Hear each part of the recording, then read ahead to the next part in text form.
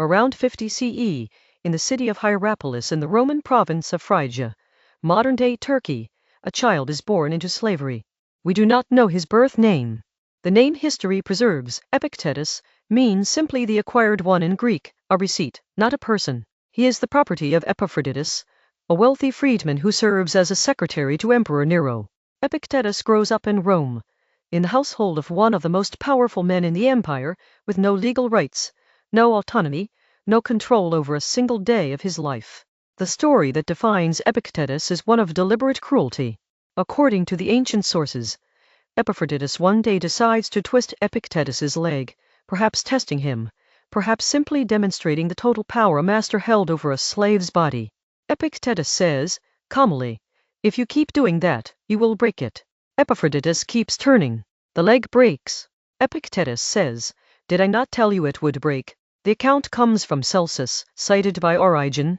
Whatever the exact circumstances, something in Epictetus's response, the composure, the refusal to suffer beyond the physical fact, became legendary.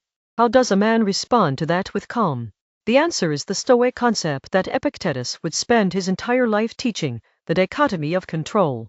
Some things are up to us, he would write. Some things are not. Up to us. Our opinions, our impulses, our desires, what we choose to pursue and what we choose to avoid. Not up to us. Our bodies, our reputations, our positions, our property. Epictetus could break the leg. He could not break what was happening inside it. That distinction, between the outer world and the inner citadel, is the whole of Stoic philosophy compressed into one moment. Epictetus is permitted to attend lectures by Musonius Rufus, one of the most important Stoic philosophers of the era. This is unusual. Slaves were generally not educated in philosophy. Something in Epictetus's mind is visible enough that even within the constraints of Roman slavery, it gets noticed. He absorbs everything. He will later say that Rufus was the philosopher who made philosophy feel personal and urgent, not an abstract exercise, but a daily practice of becoming less reactive, less controlled by externals. At some point, the exact date is unknown, Epictetus is freed. He becomes a freedman, technically, though the word barely describes the reality of his position in Roman society. He begins to teach, first informally, then with growing renown. In 89 C, Emperor Domitian expels all philosophers from Rome, a recurring imperial anxiety about men who teach that power over other people is less important than power over oneself. Epictetus leaves.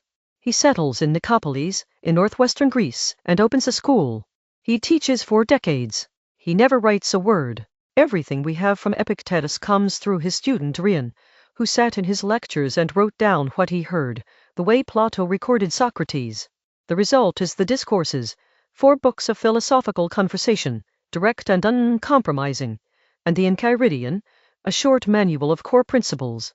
The Enchiridion opens with the dichotomy of control and never lets you forget it. Every problem you have, it insists, traces back to wanting something that is not up to you. His school attracts students from across the Roman world, including the young Arian, who will become a historian of Alexander the Great.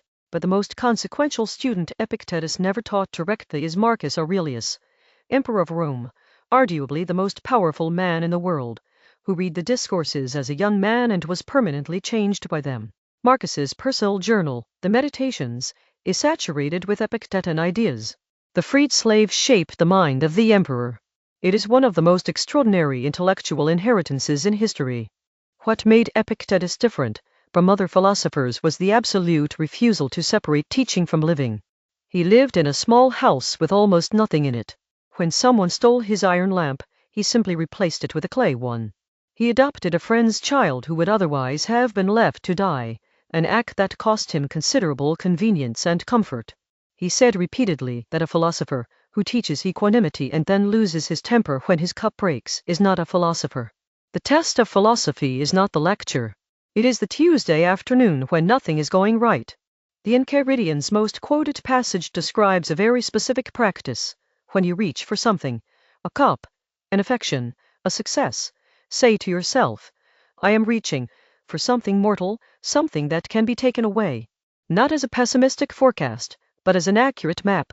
When the cup breaks, you will not be surprised into grief, because you knew from the beginning what cups are. Epictetus extends this to people. Love your child, love your spouse, but never say mine in a way that forgets what they are. They are lent, not owned. Everyone and everything is lent. This sounds cold until you realize what it prevents. The person who grips tightly, who says this is mine, this cannot be taken, lives in constant, low-grade terror of the moment when it is taken. The person who holds loosely suffers the loss when it comes, but not the anticipation of every possible loss for the rest of their life. Epictetus is not teaching detachment from love. He is teaching detachment from the demand that love be permanent in a world where nothing is. There is a difference between the two, and it is the difference between freedom and anxiety. Epictetus died around 135 CE. We do not know exactly when or how. He left no writings, no monument, no institution. What he left is a way of asking questions that people have returned to in every crisis since. What is actually in my control here? What am I treating as mine that is only lent? Where am I suffering because of my own judgment about a fact, rather than the fact itself? The questions work the same way whether you are a slave in Nero's Rome or a person in the 21st century watching everything you planned come apart. The man with a broken leg, the man who owned a clay lamp, the man whose school we know only through someone else's notes. He may be the most practically useful philosopher who ever lived, not because his ideas are comfortable, because they are specific. The dichotomy of control is not a consolation prize. It is a surgical tool for removing the suffering you added yourself to the suffering that was already there. Epictetus did not eliminate pain. He eliminated the extra layer. Given that he started as someone else's property, that may be the most radical act of freedom in the ancient